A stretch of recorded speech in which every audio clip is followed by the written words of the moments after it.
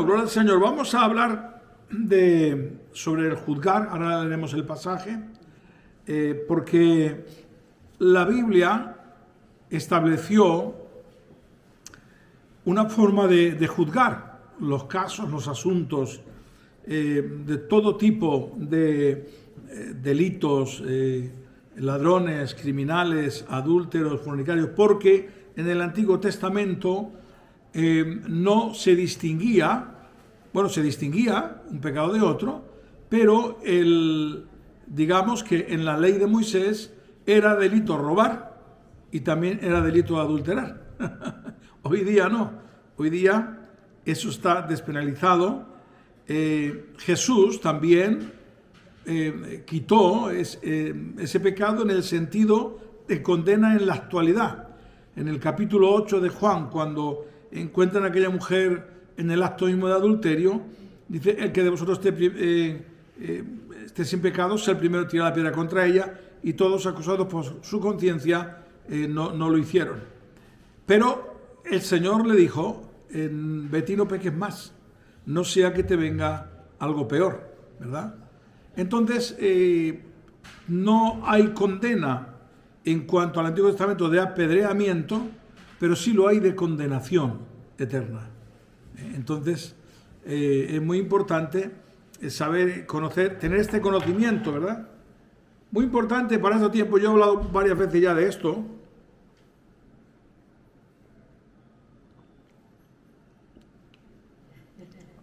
Deliciosa. Eso es todo delicioso. Oh, y con C más todavía. Entonces, muchos creen que en el Nuevo Testamento que no hay lugar para juzgar. Eso no es cierto, ¿verdad? El Señor nos dio autoridad. Entonces voy a leer este pasaje y tratar de aclarar. Capítulo 7 de Mateo, versículo 1 al 6, dice: no juzguéis para que no seáis juzgados, porque con el juicio con que juzgáis seréis juzgados, y con la medida con que medís os será medido. ¿Y por qué miras la paja que está en el ojo de tu hermano y no echas de ver la viga que está en tu propio ojo? ¿O cómo dirás a tu hermano: déjame sacar la paja de tu ojo, y he aquí la viga en el ojo tuyo? Hipócrita, saca primero la viga de tu propio ojo, y entonces verás bien para sacar la paja del ojo de tu hermano. No deis lo santo a los perros, ni echéis vuestras perlas delante de los cerdos, no sea que os las pisoteen y se vuelvan y os despedacen, ¿verdad? Este pasaje, algunos lo han tomado en un sentido contrario, que no tiene nada que ver. Es decir, yo a veces he escuchado que gente, claro, ha cometido un pecado y en la iglesia, donde quiera que sea, ha habido una disciplina, porque la Biblia lo dice, y entonces muchos han surgido y dicen: ¿y tú quién eres para juzgar? ¿Verdad? ¿Y dónde se basan muchos? Aquí. Pero aquí no está diciendo eso. Aquí lo que está diciendo es en el sentido: si yo te juzgo a ti, ¿verdad? Hayas hecho algo o no hayas hecho nada y te condeno, ¿verdad? Eso no lo puedo hacer. Ni el pastor ni nadie. No podemos juzgar a nadie en este sentido, ¿verdad? A mí ha habido gente que me ha juzgado sin conocerme, ¿verdad? Y te catalogan: este es así, este es asado, ¿verdad? Este es un mal cristiano, sin saber, sin conocer. Entonces, eso es juzgar a la persona, ¿verdad? Sin motivo alguno. Esto es lo que está diciendo el Señor. Oye, no juzgues, porque tú que juzgas a otro, cuidado que a lo mejor te estás juzgando a ti mismo. Porque tenemos un problema que yo siempre lo he dicho y lo repito ahora, que el otro, por ejemplo, es un mentiroso y claro, es pecado. Pero a lo mejor nosotros somos peor que él y condenamos al otro, pero yo no. Porque pensamos: no, si yo miento, no, Dios sabe por qué. Pero ese no, ese es muy malo o muy mala. Entonces, ahí lo que está diciendo el Señor: oye, ten cuidado en esta forma, porque no debe ser así. Entonces, es de risa lo que voy a contar, lo he contado varias veces, pero es que es así. En Noruega, dice, un hermano misionero nos contó, dice, había un hermano que fumaba. Y entonces, pues el fumar no está bien, es pecado. Sinceramente yo lo veo pecado. Pero bueno, mientras que uno lo va dejando, uno tiene que ayudar para que lo deje. Pero había un hermano que dicen que era muy santo y dice que le ponía nervioso siempre y un día le encuentra en el pasillo y dice, tú eres un sinvergüenza pecador. Eres terrible. Dice, mira, no, era al revés, echaba la lotería. Echaba la lotería y el otro fumaba. Y dice, tú eres un pecador que más que sabes echar a la lotería, que tampoco se debe echar. Y yo no sé qué hacer contigo. Mira, me pones tan nervioso que me voy a fumar un cigarro. Esto suena risa, pero esto es verdad, ¿verdad? Esto es ciertísimo. Se puede estar mirando a los demás, tratando de juzgarlos, y a lo mejor nosotros tenemos otra cosa peor. Bueno, eso, lo que está diciendo aquí el Señor, esa actitud es condenable. ¿A quién condena? Al que juzga. Porque, oye, estás en una situación peor, ¿verdad? Y con estas cosas tenemos que tener cuidado. La palabra de Dios nos enseña que tenemos que tener compasión. Grita fuerte amén. Amén. Misericordia, especialmente de aquellos que son nuevos, ¿verdad? Que vienen a la iglesia, y tener misericordia de los que no logran vencer al pecado, porque lamentablemente pues hay mucha gente que a veces lleva años y pues no lo consigue, y da tristeza, da pena, ¿verdad? Porque uno ve y dice, Dios mío, solamente puedo orar, ¿verdad? Solamente puedo orar y pedir ayuda para que cambie, ¿verdad? Así que el Señor lo dice, con el juicio que juzgáis seréis juzgados, y con la medida con que medís os será medido, ¿verdad? Muy importante. Te puedo poner otro ejemplo. Por ejemplo, yo puedo decir, uy, qué tacaño es aquel o aquella. Oh, pero entonces Dios me mirará a mí y me dirá, a ver qué echas tú. A ver, claro. Pero con eso que decir, al decir tacaño, pastor, puede estarle atando a la persona. No, que no le atas, tú tranquila que no le atas. Si es tacaño, es tacaño. No, son los que dicen que tenemos poder en la boca. Nosotros no tenemos poder en la boca. El poder lo tiene Cristo. Ahora, yo tengo que utilizar mi boca para bendecir, para ayudar, ¿no? Pero decir tacaño, si es tacaño, es tacaño. O tacaña, ¿no? En mi tierra decían roñoso. Roñoso suena como al hierro cuando se pone roñoso, pero también le decían eso a una persona que pues era adinerada y no ayudaba al pobre, en fin, tremendo. Bueno, tenemos que ser dadivosos para Dios, amén, pero no podemos juzgar al que no da. Aleluya. Dios juzgará. La palabra de Dios lo dice. Nosotros tenemos el deber de decirlo, ¿no? Lo que dice la palabra del Señor, lo que enseña en cuanto a dar.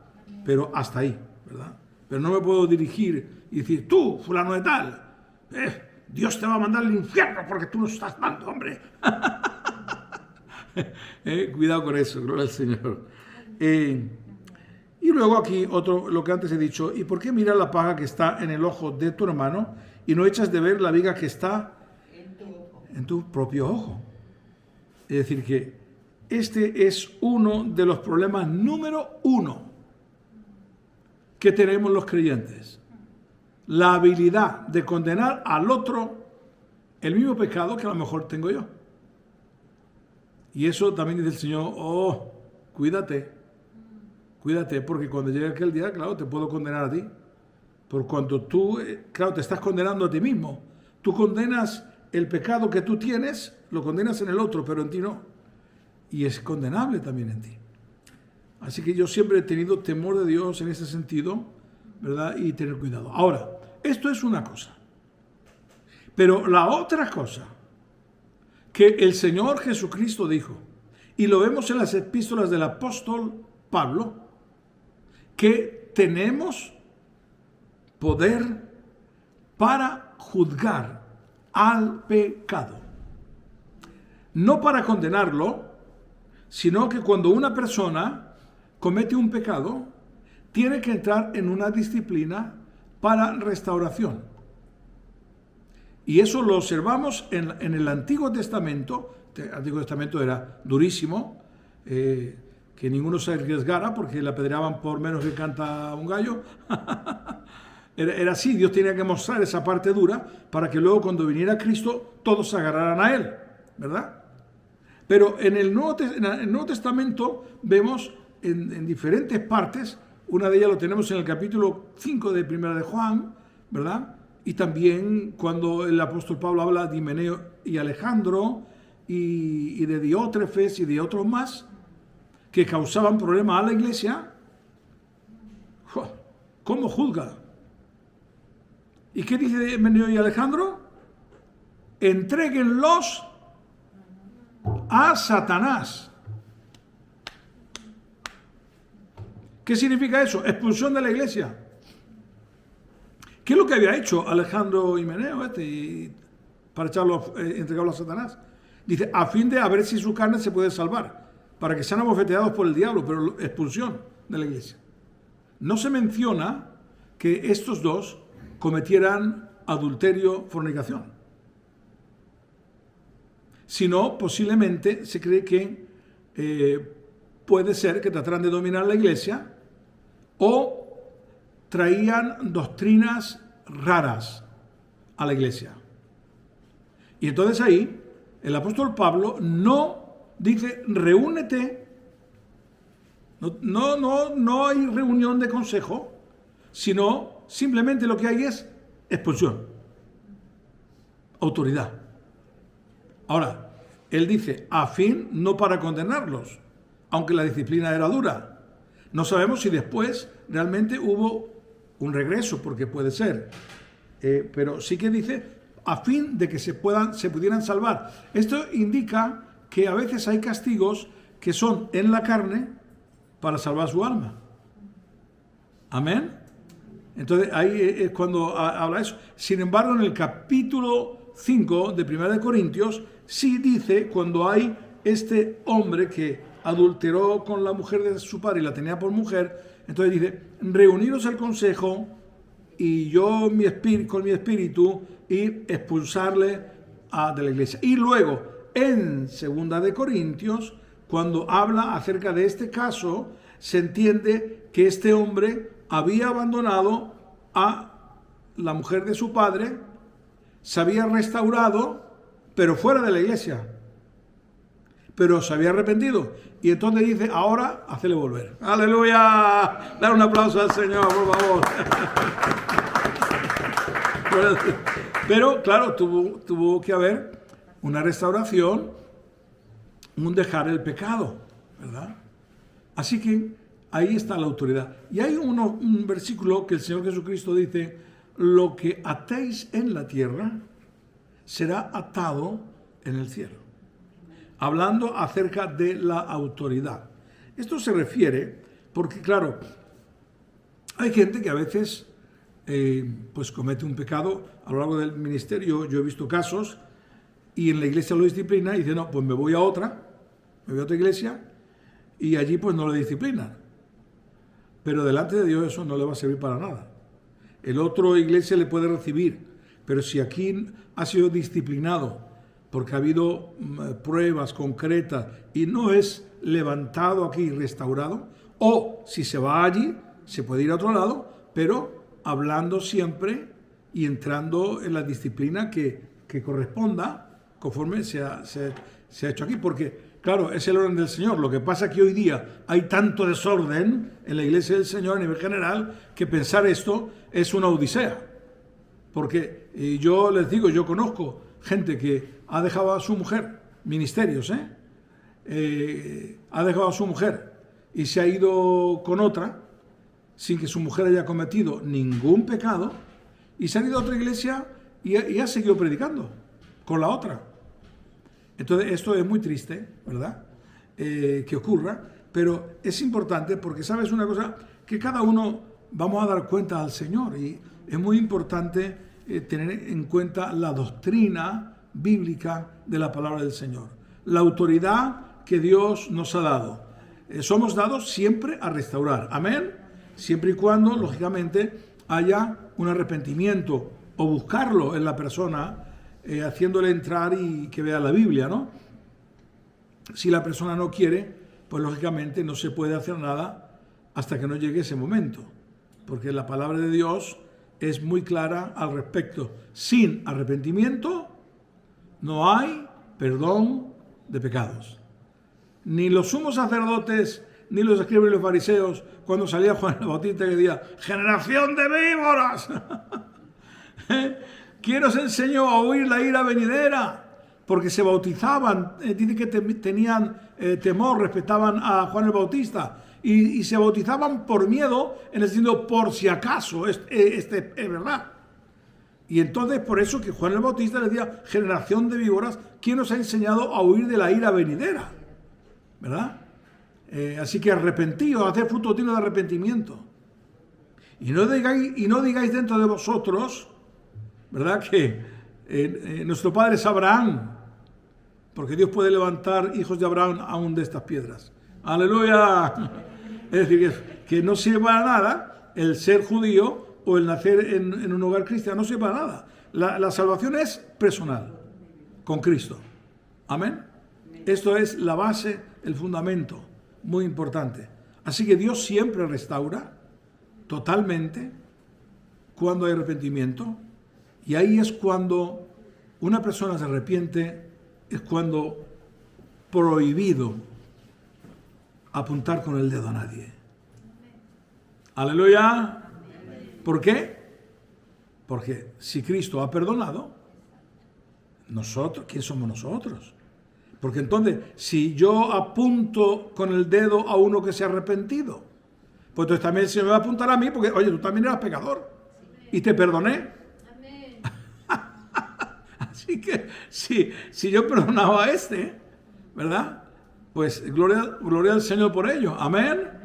Así que es importante. Pero sí que, terminando, es importante entender que hay un juicio de Dios y que todos nos tenemos que someter a Él. Estaba establecido en el Antiguo Testamento y también está en el Nuevo. Hay un juicio, hay un orden. Y nadie, atención esto, nadie puede calificar el pecado a su manera. Estamos hablando de hechos concretos, ¿verdad? Como aquel cuando yo estaba en Murcia y pasó uno que venía de robar chatarra. Y entonces el pastor le dijo, ya se conocían en su lenguaje, le dijo, pero hombre, ¿de dónde vienes, hombre? En el sentido que venía de robar. Y dice, pues si no lo hago, ¿de qué como? Es increíble, ¿no? Pero hay gente así, ¿verdad? O gente que se ve en una emboscada en medio de la conversación y echa 200 mentiras. Como me dijo un día un hermanito político, menos mal que lo reconoció, y me dijo, en Zaragoza, dice, hermano, tengo un problema. Dice que de 100 palabras que hablo, 50 son mentiras. O sea, increíble, ¿no? Se había habituado a ello, ¿verdad? Pero bueno, siempre que la persona reconoce, es un principio para que Dios la restaure. Por ahí tan fuerte, amén. Porque si no, si yo no reconozco mi falta, yo no jamás. Eso es blasfemia contra el Espíritu Santo. Si yo no reconozco, estoy blasfemando. Por eso siempre digo que el problema no es el pecado. El problema es la condición de mi corazón. Si no reconozco, si yo me creo que estoy justificado, es verdad que a lo mejor en una discusión, en un momento de acaloramiento, pues bueno, se puede escapar una palabra, pero, oye, por mucha razón que tenga, si lo he dicho, he pecado. Así que fíjense bien, hay un hilo muy fino, ¿verdad? Y siempre tendemos a veces a justificarnos. Y delante de Dios No, es que no. Ni delante de los hombres tampoco. Dios dice que Dios levanta al que se humilla, al que pide perdón. No importa el pecado, al que se humilla, el que pide perdón, Dios lo levanta. Por eso tan fuerte, amén. Y Dios, cuando perdona, tiene el pecado como si no hubiera ocurrido.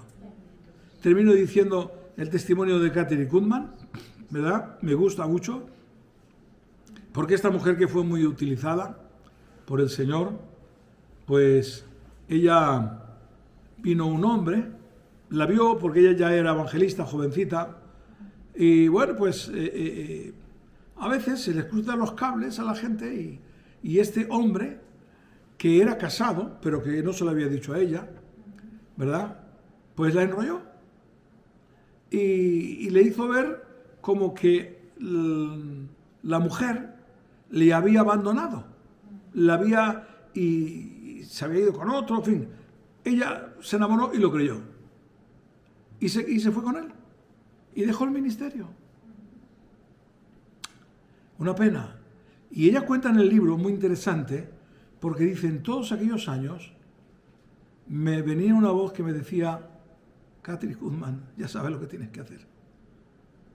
Y que era dejar con quien estás. Dice, pero yo amaba tanto a aquel hombre que no había manera.